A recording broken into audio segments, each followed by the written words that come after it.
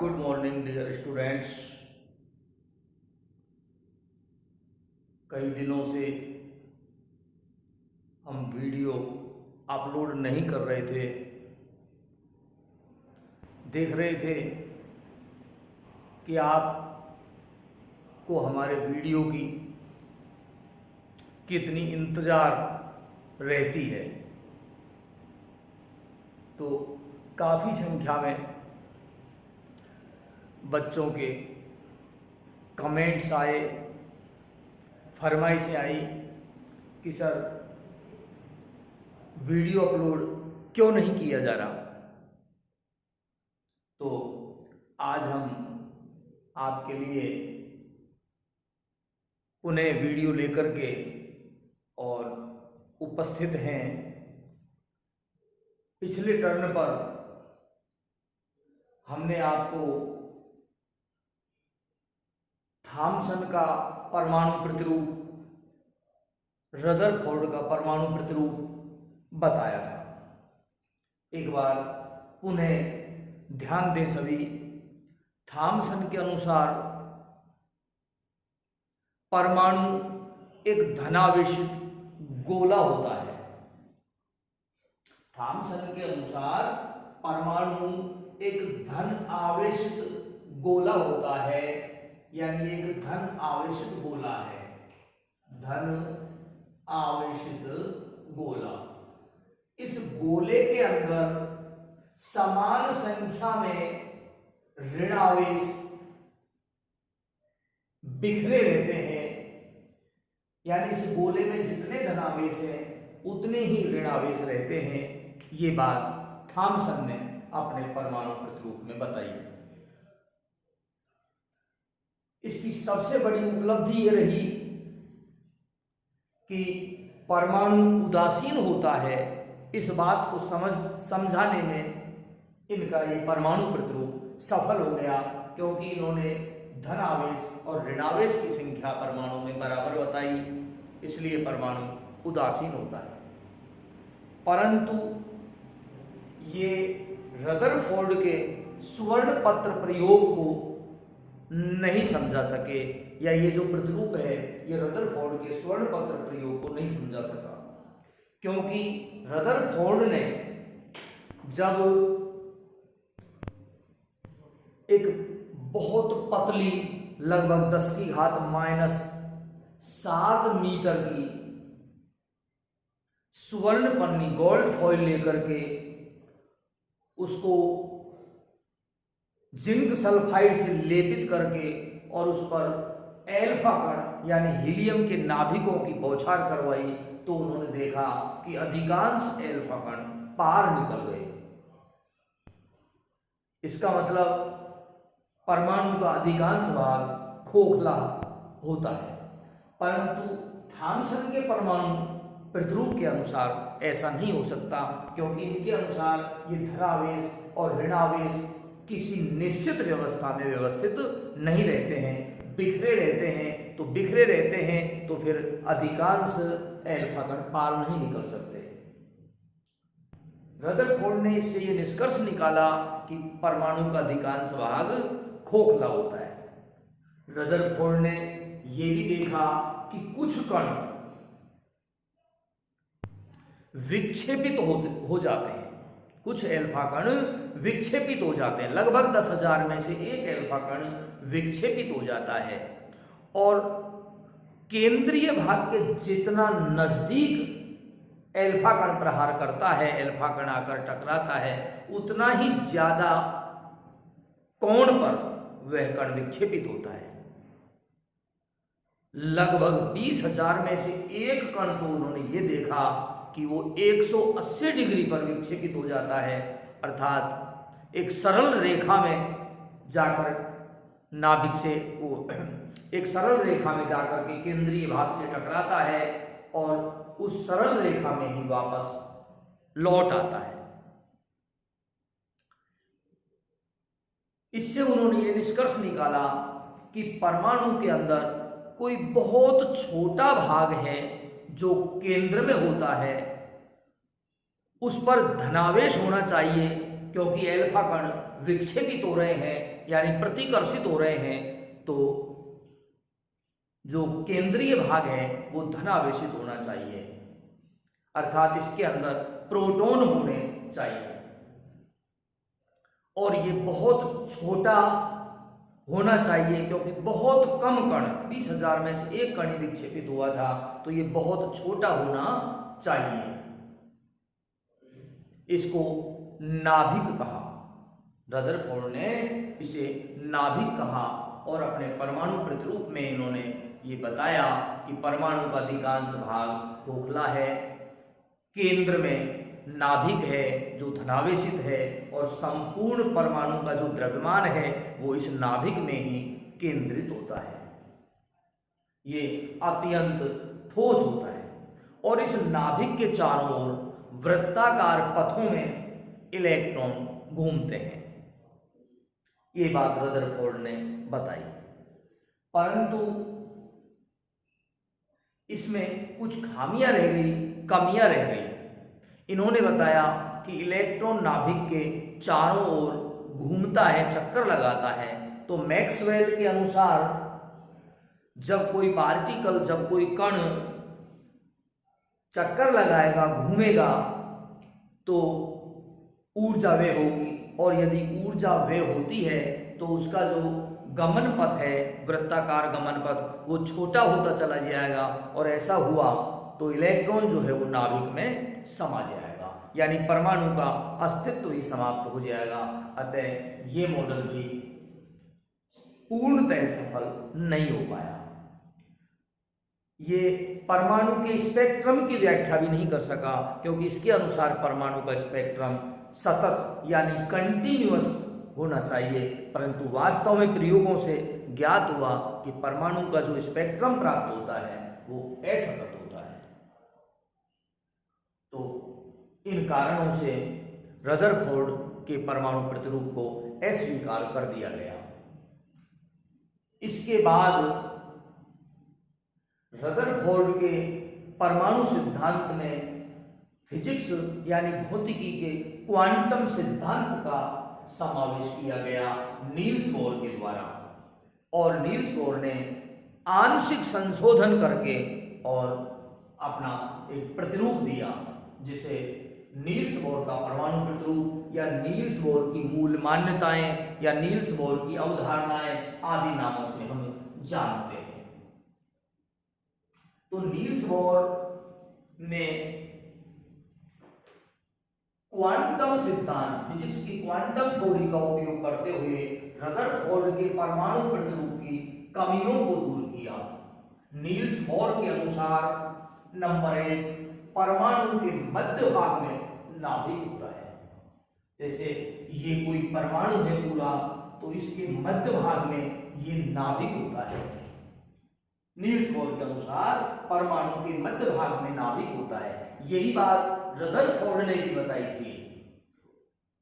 और ये जो नाभिक है ये धन आवेशित होता है, यानी इसके अंदर धनावेश है, प्रोटॉन है, और इसका आकार लगभग 10⁻⁻15 मीटर होता है। ये जो नाभिक है इसका आकार 10⁻⁻15 मीटर का है, और ये जो पूरा परमाणु है इसका आकार 10⁻10 मीटर का है। दूसरी बात इन्होंने अपनी बताई नील्स बोर ने कि नाभिक के चारों ओर निश्चित त्रिज्या और निश्चित ऊर्जा के वृत्ताकार पथ होते हैं, जिनको कक्ष या कक्षा या ऊर्जा स्तर या ऑर्बिटल या कोश आदि नामों से जानते हैं। यहां पर फर्क है, रदरफोर्ड ने बताया था कि इलेक्ट्रॉन नाभिक के चारों ओर वृत्ताकार पथों में घूमते हैं, लेकिन इन्होंने इन वृत्ताकार पथों के बारे में ये चीज नहीं बताई कि वृत्ताकार पथों की त्रिज्या निश्चित होती है और उनकी ऊर्जा वैल्यू जो है वो भी निश्चित होती है। तो नील्स बोर के कहने का तात्पर्य यह है कि जो इलेक्ट्रॉन घूमता है वो निश्चित ऊर्जा के कोश में घूमता है, निश्चित ऊर्जा की कक्षा में घूमता है। क्योंकि वो निश्चित ऊर्जा की कक्षा में घूम रहा है, अतः घूमते समय ना तो वो इलेक्ट्रॉन जो है ऊर्जा को त्यागेगा और ना ही वो ऊर्जा ग्रहण करेगा, और उसी पथ में घूमता रहेगा। ये जो ऊर्जा स्तर हैं या कोष हैं, इनको के L M N dot dot dot या एन बराबर 1 2 3 4 डॉट डॉट डॉट से प्रदर्शित करते हैं। यानी पहले कोष को के से या 1 से प्रदर्शित करते हैं, दूसरे कोष को एल से या 2 से प्रदर्शित करते हैं, तीसरे को एम से या 3 से प्रदर्शित करते हैं, चौथे को एन से या 4 से प्रदर्शित करते हैं, पांचवे को ओ से या 5 से प्रदर्शित करेंगे। तीसरी बात इन्होंने बताई, तो जैसे ये नाभिक है तो इसके बाहर ये कक्षा हो गई, ये पहली कक्षा के, ये दूसरी कक्षा हो गई एल, ये तीसरी कक्षा हो गई एम, ऐसे ये चौथी कक्षा हो जाएगी एन। ये बात नील्स बोर ने बताई कि इनकी जो त्रिज्या है ये निश्चित है और इनकी जो ऊर्जा है ये निश्चित है। तीसरी बात इन्होंने बताई कि किसी कोष में अधिकतम इलेक्ट्रॉन संख्या, जैसे के कोष में या एल कोष में या एम में या एन में अधिकतम इलेक्ट्रॉन संख्या निश्चित होती है, जिसको हम 2n स्क्वायर के सूत्र से ज्ञात कर सकते हैं। और यहाँ पर n यानी कक्षा या कोष की संख्या है। n का मान 1 होगा जबकि कक्षा पहली होगी यानी के कोष होगा, n का मान 2 हो जाएगा जबकि दूसरी कक्षा l होगी, n का मान 3 हो जाएगा जब कक्षा तीसरी यानी n होगी। तो इस सूत्र से आप किसी भी कक्षा में उपस्थित अधिकतम इलेक्ट्रॉन संख्या को ज्ञात कर सकते हैं। अधिकतम इलेक्ट्रॉन कितने रह सकते हैं किसी कक्षा में, इसको आप इस सूत्र से निकाल सकते हैं। जैसे पहली कक्षा में निकालना हो कि पहली कक्षा में अधिकतम इलेक्ट्रॉन कितने रह सकते हैं, तो पहली कक्षा के लिए n का मान 1 हो जाएगा, 1 का स्क्वायर 1 होता है, 1 को 2 से गुणा करेंगे तो 2 आ जाएगा, यानी पहली कक्षा में अधिकतम 2 इलेक्ट्रॉन रह सकते हैं। दूसरी कक्षा में अधिकतम यानी एल कोष में अधिकतम कितने इलेक्ट्रॉन रह सकते हैं, तो n का मान दूसरी कक्षा के लिए 2 हो जाएगा, 2 का स्क्वायर करेंगे तो 2 दूनी 4 हो गए और 4 को 2 से गुणा करेंगे तो 4 दूनी 8 हो गए, यानी दूसरी कक्षा में अधिकतम इलेक्ट्रॉन 8 रह सकते हैं। तीसरी कक्षा या तीसरे कोष में यानी एम कोष में अधिकतम इलेक्ट्रॉन रह सकते हैं, तो n का मान 3 हो जाएगा, 3 का स्क्वायर 9 9 दूनी 18 यानी 18 रह सकते हैं। ऐसे चौथी कक्षा में यानी n में 32 रह सकते हैं। तो इस तरीके से अधिकतम इलेक्ट्रॉन संख्या को हम ज्ञात कर सकते हैं। चौथी बात इन्होंने बताई कि ये जो कक्षाएं हैं ये नाभिक के चारों ओर सकेंद्रीय रूप में होती हैं, यानी इन सब का केंद्र एक ही है। ये केंद्र हो गया, ये केंद्र के चारों तरफ है, यानी सभी कक्षाओं का केंद्र एक ही है। पांचवी बात इन्होंने बताई कि बाह्यतम कक्षा में किसी भी परमाणु के लिए जो भी सबसे बाहर वाली कक्षा होगी उसमें 8 से ज्यादा इलेक्ट्रॉन नहीं रह सकते हैं। किसी भी स्थिति में सबसे बाहर वाली कक्षा में 8 से ज्यादा इलेक्ट्रॉन नहीं रह सकते। छठी बात इन्होंने बताई कि नाभिक से दूरी बढ़ने के साथ साथ कक्षा की ऊर्जा का मान बढ़ता जाता है। इसका मतलब नाभिक के सबसे नजदीकी कक्षा है के, तो के की जो ऊर्जा है ये सबसे कम होती है। अब आप आगे चलें तो ये एल कक्षा आती है, नाभिक से दूरी बढ़ गई तो इसकी ऊर्जा ज्यादा होती है के से, परंतु एम की दूरी से कम है तो एम से तो एल की ऊर्जा कम होगी और के से ज्यादा होगी। तो सबसे कम ऊर्जा के की होती है, उससे ज्यादा एल की, उससे ज्यादा एम की, उससे ज्यादा एन की, उससे ज्यादा ओ की। इस तरीके से जैसे जैसे नाभिक से दूरी बढ़ती जाएगी ऊर्जा का मान बढ़ता जाएगा, यानी त्रिज्या बढ़ेगी तो ऊर्जा बढ़ेगी। सातवीं बात इन्होंने बताई कि इलेक्ट्रॉन केवल उन्हीं कक्षाओं में गति कर सकते हैं जिनका कोणीय संवेग mvr बराबर nh/2π हो। इलेक्ट्रॉन केवल उन्हीं कक्षाओं में घूम सकते हैं, चक्कर लगा सकते हैं, गति कर सकते हैं जिनका कोणीय संवेग mvr बराबर nh/2π हो। यहाँ n कक्षा की संख्या है और h जो है वो प्लांक कांस्टेंट है, प्लांक नियतांक है, जिसका मान 6.62 गुणा 10⁻⁻34 जूल बटे हर्ट्ज होता है।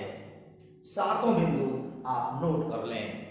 सभी अपनी नोटबुक पेन उठाएं और नोट करें नील्स बोर की मान्यताएं।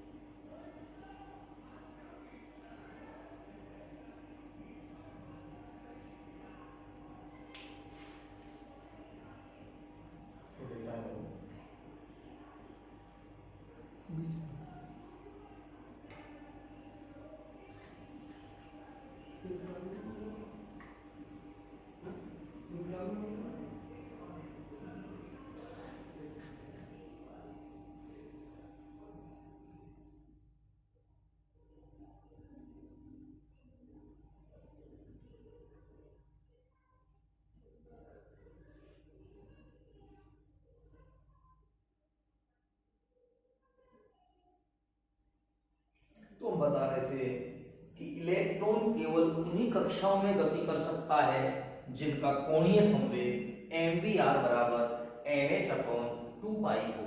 यहाँ थोड़ी सी ध्यान देने की बात है। देखिए, कोई भी कण, इलेक्ट्रॉन एक कण ही है, तो कोई भी कण या पार्टिकल जिसके अंदर द्रव्यमान होता है m, यदि वो गति करेगा यानी उसमें वेग होगा तो संवेग उत्पन्न हो जाएगा P बराबर m इंटू वी। द्रव्यमान और वेग का गुणा जो है संवेग कहलाता है, तो संवेग उत्पन्न हो जाएगा। चूंकि ये जो इलेक्ट्रॉन है ये नाभिक के चारों ओर घूम रहा है, ये इलेक्ट्रॉन हो गया तो ये नाभिक के चारों ओर निश्चित कक्षा में इस तरीके से घूम रहा है, तो इससे ये इसकी त्रिज्या हो गई। तो ये जो इलेक्ट्रॉन घूम रहा है, ये जो पार्टिकल घूम रहा है, ये निश्चित त्रिज्या की कक्षा में घूम रहा है, तो एक कोण बनाता हुआ घूम रहा है, तो ये संवेग हो जाएगा कोणीय संवेग। कोण बनाता हुआ घूम रहा है ये, तो ये कोणीय संवेग हो जाएगा mv इंटू आर, त्रिज्या से गुणा हो जाएगा, ये कहलाता है कोणीय संवेग mvr। और ये जो कोणीय संवेग mvr होता है, mv तो केवल p होता है संवेग, और mvr होता है कोणीय संवेग। और ये कोणीय संवेग जो है n इंटू h बटे 2 पाई के बराबर होता है। ये बात बताई थी नील्स बोर ने। इलेक्ट्रॉन की जब इतनी ऊर्जा होती है तभी वह गति कर सकता है कक्षा में,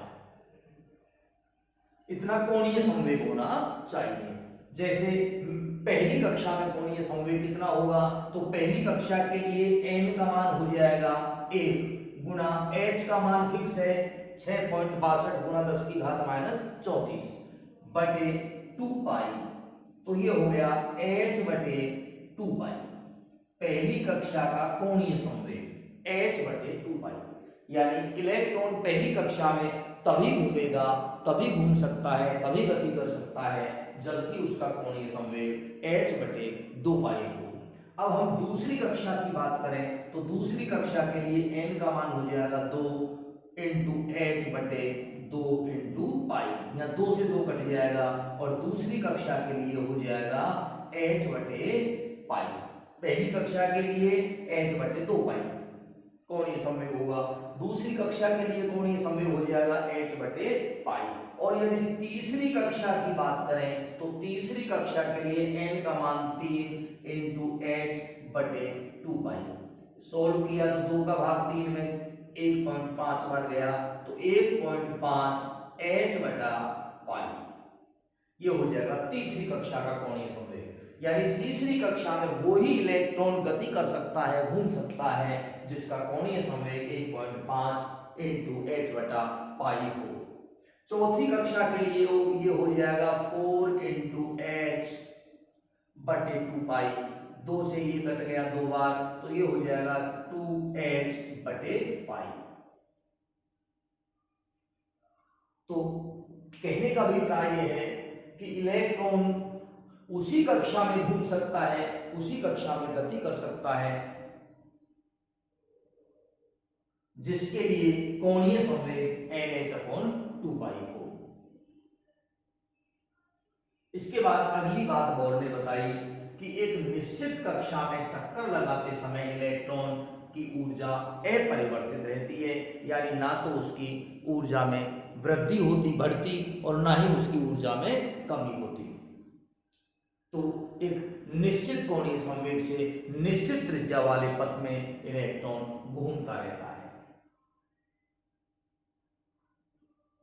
अब एक नई स्थिति बनती है, यदि कोई परमाणु ऊर्जा अवशोषित करे, तो परमाणु के अंदर इलेक्ट्रॉन है तो ऊर्जा इलेक्ट्रॉन को मिलेगी, इलेक्ट्रॉन को ऊर्जा मिल गई तो इलेक्ट्रॉन की ऊर्जा बढ़ जाएगी, इलेक्ट्रॉन की ऊर्जा बढ़ जाएगी तो एमवीआर का मान बढ़ जाएगा, और जब एमवीआर का मान बढ़ जाएगा यानी NH/2 से ज्यादा हो जाएगा तो वह उस कक्षा में नहीं घूम पाएगा और अगली ऊर्जा स्तर में चला जाएगा इलेक्ट्रॉन, यानी उच्च ऊर्जा वाले स्तर जो कि बाहर की ओर होते हैं, अधिक त्रिज्या के होते हैं, उनमें वो इलेक्ट्रॉन स्थानांतरित हो जाएगा, चला जाएगा।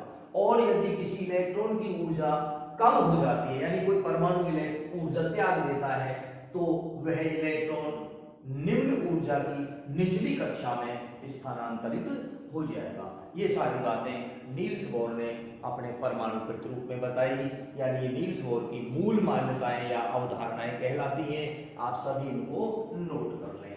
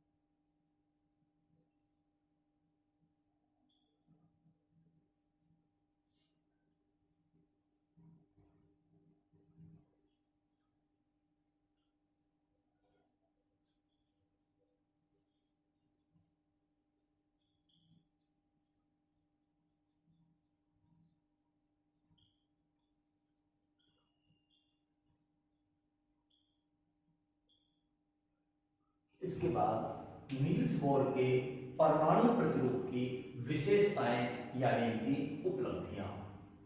तो नील्स बोर का जो परमाणु प्रतिरूप था ये रदरफोर्ड के परमाणु मॉडल से विकसित था, क्योंकि रदरफोर्ड के परमाणु प्रतिरूप की कई कमियों को इसने दूर कर दिया। जैसे रदरफोर्ड का परमाणु प्रतिरूप जो है वो परमाणु की स्थायित्व की व्याख्या करने में ही असफल हो गया, क्योंकि उसके अनुसार इलेक्ट्रॉन चक्कर लगाता हुआ नाभिक में समा जाएगा तो परमाणु अस्थायी हो जाएगा, लेकिन इसने जो है स्थायित्व की व्याख्या कर दी। तो ये इनकी एक बड़ी उपलब्धि मानी गई। रदरफोर्ड के अनुसार परमाणु का स्पेक्ट्रम सतत आना चाहिए, परंतु वास्तव में परमाणु का स्पेक्ट्रम असतत होता है, तो ये असतत परमाणु का स्पेक्ट्रम की भी व्याख्या करने में ये सफल रहा। इसके बावजूद इसकी कुछ कमियां भी रह गई, तो आप इनको नोट कर लें, फिर कमियां नोट करें।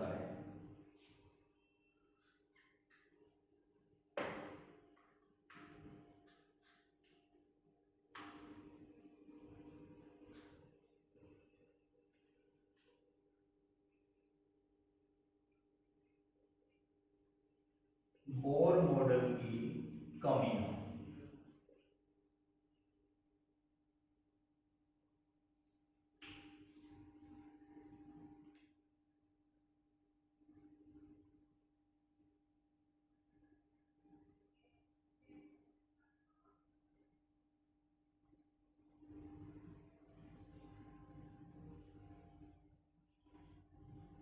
परमाणुओं से अणुओं का निर्माण कैसे होता है, इसे समझाने में असफल है।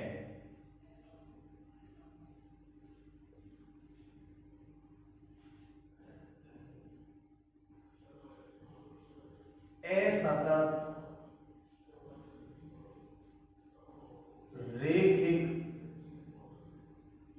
स्पेक्ट्रम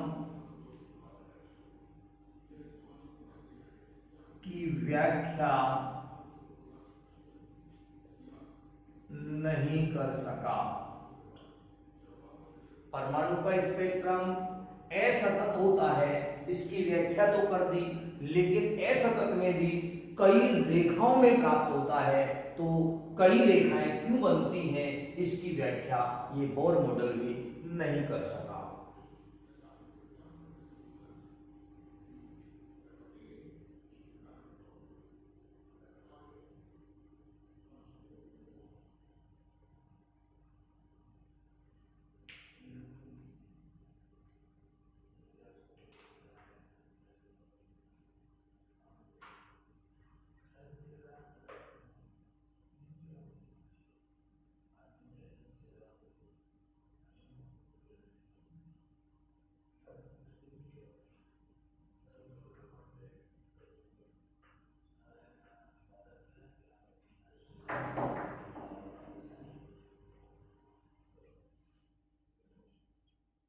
तो इस प्रकार आज हमने आपको नील्स बोर का परमाणु प्रतिरूप यानी नील्स बोर की मूल मान्यताएं, इसकी उपलब्धियां और इसकी कमियां बताई। थॉमसन, रदरफोर्ड और नील्स बोर तीनों के परमाणु प्रतिरूप हम आपको बता चुके। तीनों को गहराई से आप समझें, याद करें और कोई समस्या आने पर कमेंट्स के द्वारा हमें बताएं, हम आपको समय पर रिप्लाई करने का प्रयास करेंगे। और अभी भी जिन्होंने मेरे YouTube चैनल को सब्सक्राइब नहीं किया है, वो सब्सक्राइब ज़रूर कर लें, ताकि जैसे ही वीडियो अपलोड हो आपको नोटिफिकेशन मिल जाए, आपको सूचना मिल जाए। धन्यवाद।